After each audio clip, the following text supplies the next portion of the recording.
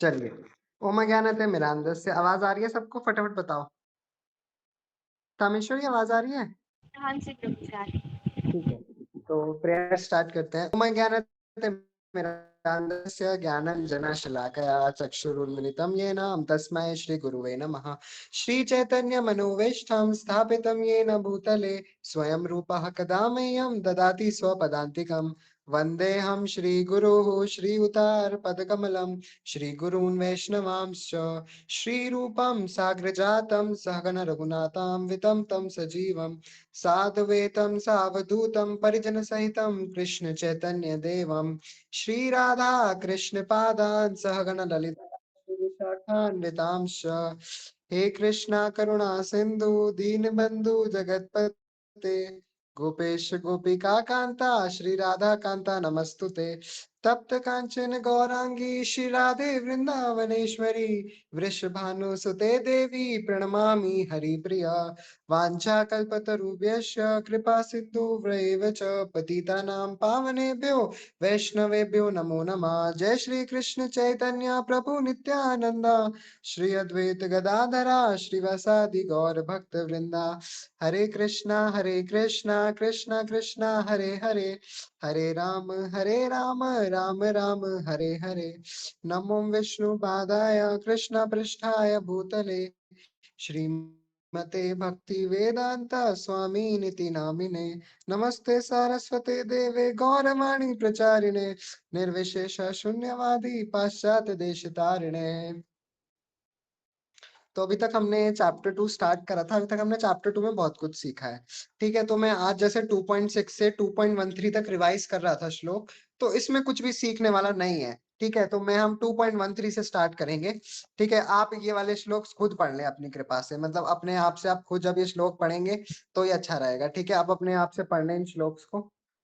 मैं सीधा 2.13 पर आऊंगा, क्योंकि यहाँ पे अर्जुन जी के ही सवाल है बस कि मुझे युद्ध नहीं करना, वो नहीं करना। ठीक है, तो ये श्लोक है, ये बहुत अच्छा श्लोक है और ये मेरा फेवरेट श्लोक है। ठीक है, मैं कभी भी मुझे लगता है कि मेरे को फील होता है कि मैं बॉडी हूँ, मतलब मैं सोल नहीं हूँ। ठीक है, मतलब कुछ ऐसी परिस्थितियां आ जाती हैं कि वो मतलब मुश्किल हो जाता है उनसे निकलना। तो मैं याद कर लेता हूँ, देहिनो अस्मिनो यथा देहि कौमारम यवम जरा तथा दिहंतरा प्राप्ति धीरस्तत्र न मुह्यति। ठीक है, इसका मतलब यही है, कृष्ण यहाँ पे बोल रहे हैं अर्जुन जी को, देखो कि जैसे जो एक एम्बोडेड सोल होती है, एम्बोडेड सोल की बात नहीं हो रही है यहाँ पे, एम्बोडेड बॉडी की बात हो रही है। कंटिन्यूअसली पासिस, वो क्या करती है, पहले बच्ची रहती है, बॉयहुड या गर्लहुड रहती है, उसके बाद वो धीरे धीरे कहाँ पे जाती है, यूथ की स्टेज पे जाती है। फिर यूथ के बाद कहाँ पर जाती है, बूढ़ी हो जाती है, और बूढ़ी के बाद क्या होता है, अल्टीमेटली डेथ। ठीक है, कोई भी ऐसा यहाँ पे आपको नहीं इंसान मिलेगा जो क्या होगा, अमर होगा। कोई भी अमर नहीं है कृष्ण के अलावा, विष्णु जी के अलावा। ठीक है, सबकी मृत्यु आनी है, देवी देवता की भी मृत्यु आएगी। ठीक है, और सिमिलरली क्या होता है, बताया जाता है कि ओल्ड एज के बाद जो सोल होती है वो क्या कर देती है, दूसरी बॉडी पे ट्रांसफर हो जाती है डेथ के समय पे। लेकिन बताया जाता है कि अब क्या होता है, हम तो एकदम से, अगर कोई अगर हमें भगवत गीता की नॉलेज नहीं है तो हम तो डर जाएंगे, यार हम तो ऐसे बर्तन डेथ की साइकिल में फिक्स फंस गए हैं, हम कैसे निकलेंगे, हम डर जाएंगे। ठीक है, और अल्टीमेटली क्या होगा, स्ट्रेस वगैरह लेंगे। बट भगवान ने बोला है कि जो मतलब सोबर पर्सन होगा, जो होशियार वाला पर्सन होगा, वो इससे कभी भी बिविल्डर नहीं होगा। वो क्या रहेगा, हमेशा सच्चा रहेगा, कि उसको पता है, क्योंकि उसको समझ आ गया है कि कोई नहीं, देर से ही समझ आया बट आज समझ आ गया है। ठीक है, अब मुझे क्या करना है, इसको फटाफट से क्या करना है, अपनी लाइफ में इम्प्लीमेंट करना है और आगे बढ़ते रहना है भक्ति में। मेरा भक्ति योग में आगे बढ़ना है। ये नहीं कि आपने कर्म योग में ही आगे बढ़ते जा रहे हो। कर्म योग का बात आपको समझ आ जाएगा, कुछ भी नहीं है। कर्म योग का बात तो मैं 1 मिनट में समझा दूंगा आपको। ठीक है, लेकिन मेन है कि भक्ति योग में कैसे आगे बढ़ना है, तो उसकी एक क्लास ली जाएगी आपकी, how to advance in devotion. तो ये केशव प्रभु कह रहे थे हम लेंगे, तो उनको मैंने बोला कि चलो आप ले लेना क्लास। तो वो अभी थोड़ा प्रिपेयर कर रहे हैं। ठीक है, तो कोई बात नहीं, हम उनको प्रिपेयर करने तो उसके बाद हम क्लास लेंगे। बट फिर मैं उसके बाद आपकी क्लास को दोबारा लूंगा। ठीक है, और अच्छे से बताएंगे आपको और ज्यादा कि कैसे एडवांस एडवांस हो सकते हैं। ठीक है, अब हम इसका परपट पढ़ते हैं। ये परपट मुझे बहुत अच्छा लगता है। ठीक है, ये परपट क्यों अच्छा है, क्योंकि इसमें आपको बहुत ज्यादा नॉलेज मिलने वाली है। ठीक है, इसका परपट भी काफी बड़ा है और यहाँ से आप सोल के बारे में सीखना ही स्टार्ट कर दोगे। ठीक है, यहाँ से आपके पास क्या होगी, सोल की सारी knowledge, constitution of the soul होगा, यहाँ से आपका स्टार्ट हो जाएगा। ठीक है, तो ये चीज है। ठीक है, तो अब स्टार्ट करते हैं। तो हमने जैसा कि देखा कि क्या है, जो हमारी लिविंग एंटिटी है वो क्या है, एक इंडिविजुअल सोल है, एक इंडिविजुअल कॉन्शियसनेस है। अगर हम एग्जाम्पल के तौर पे देखें तो जो आपकी बॉडी है, ठीक है, उसकी बॉडी में अगर आपको चोट लगती है तो वो सिर्फ आपको दर्द होगा, आपके फादर को दर्द नहीं होगा, ना ही आपकी मदर को दर्द होगा। या आपके अगर किसी दोस्त को दर्द हो जाता है, अगर चोट लग जाती है तो उसका दर्द आपको थोड़ी होगा। ठीक है, तो ये चीज क्या है, जो हम तो बताया जाता है कि हर एक जो लिविंग एंटिटी है उसके पास क्या है, इंडिविजुअल सोल है। इंडिविजुअल सोल जो, लेकिन वो आत्मा है ना, वो भगवान का अंश है। मतलब सबके पास जो आत्मा है वो सब क्या है, भगवान का अंश है। ठीक है, तो हमें समझ आता है कि सेम सेम परमात्मा की सोल है सबके अंदर। दैट मीन्स हम सबके अंदर सेम परमात्मा बैठा है। तो यही चीज मैं इतने दिन से आपको बताने की कोशिश कर रहा था कि सामने वाले के अंदर भी क्या बैठा है, वही परमात्मा। इसको ही हमें समझना है कि कैसे। तो यहाँ पे इस श्लोक में इसका क्या मिलता है, हमें प्रमाण मिलता है। ठीक है, बताया जाता है कि कुछ कुछ बॉडीज का, इवन हर एक बॉडी बताया जाता है, कभी कभी क्या होती है, वो चाइल्ड होती है, फिर यूथ होती है, फिर ओल्ड मैन होती है। बट बताया जाता है कि उसी की जगह एक और सोल होती है। ठीक है, एक और सेम स्पिरिट सोल है, कृष्णा की सोल। ठीक है, और ये जो सोल है ये क्या करती है, कभी भी कोई चेंज, मतलब ना ही वो बूढ़ी होगी, ना ही वो क्या होगी, यूथ में जाएगी। तो उसी तरह क्या है, कृष्णा की सोल है। हमारी सोल तो क्या कर रही है, चाइल्ड, फिर वो फिर मतलब चाइल्ड, यूथ, ये सब की स्टेज में गुजर रही है। बट उसी के अदर तौर पे क्या है, एक सुपर सोल है, कृष्णा की सोल।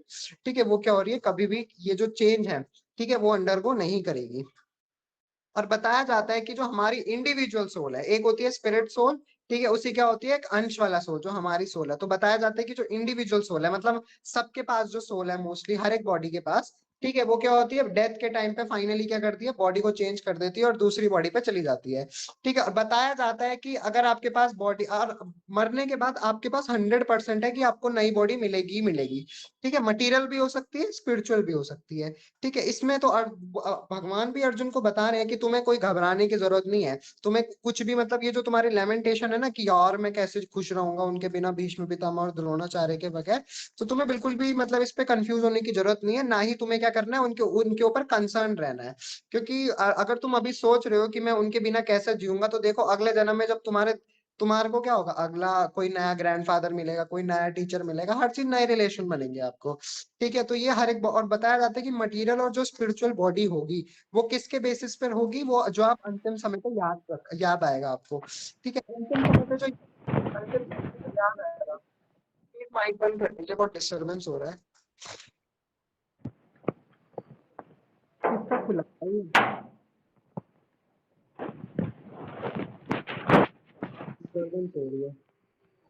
एक मिनट में इसको बंद कर देता हूँ।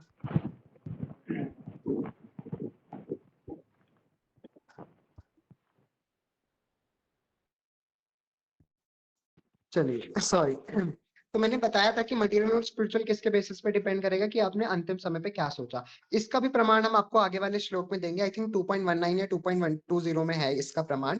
ठीक है, तो पता चल जाएगा आपको, भगवान श्री कृष्ण ने स्वयं बोला है। और बताया जाता है कि कोई लेमेंटेशन करने की जरूरत नहीं है, कोई भी अटैचमेंट रखने की जरूरत नहीं है, क्योंकि अगर तुम्हारा किसी के प्रति अटैचमेंट है, ठीक है, वो तो तुम अपने आप को खुद हानि पहुंचा रहे हो। ठीक है, तुम उसके जो तुम कर रहे हो उसके पीछे तुम क्या हो, खुद ही मतलब वो हो, रिस्पॉन्सिबल हो। और बताया जाता है कि जो बॉडी